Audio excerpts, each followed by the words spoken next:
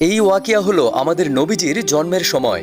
যখন হুজুর সাল্লাল্লাহু আলাইহি ওয়াসাল্লাম জন্ম নিলেন তখন পুরো কাবা শরীফ নূরে চমকাচ্ছিল। তিনি প্রথম ও শেষ মানুষ ছিলেন যার জন্মের সময় পুরো দুনিয়াতে অলৌকিক ঘটনা ঘটেছিল। ইতিহাস সাক্ষী এত বড় জনগোষ্ঠী আর কখনো একত্রিত হয়েছিল না যতটা হয়েছিল হযরত মুহাম্মদ সাল্লাল্লাহু আলাইহি ওয়াসাল্লামের জন্মের সময়। যখন আমাদের পেয়ারে নবীজির জন্ম হয়েছিল তখন তিনি কোনো সাধারণ বাচ্চার মতো কান্না করছিলেন না। দাই নবীজিকে গোসল করাতে গিয়ে দেখে আগে থেকেই গোসল করানো ছিল। আপনার দাদা আপনাকে কোলে নিয়ে কাবা শরীফের দেয়াল ছুঁয়ে আল্লাহর কাছে শুকরিয়া আদায় করলেন। উপস্থিত লোকজন সেখানে বিচলিত হয়ে গেলেন। তারা নিজেদের মধ্যে কথা বলতে লাগলেন, এই নুরানি বাচ্চার নাম কি রাখা যায়। তখন নবীজির দাদা আব্দুল মুত্তালিব নবীজিকে কোলে নিয়ে মানুষের উদ্দেশ্যে বললেন, এরকম নুরানি বাচ্চা এর আগে কখনো জন্ম হয়নি।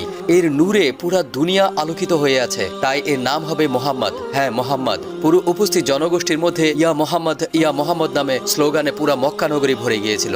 আল্লাহু আকবার।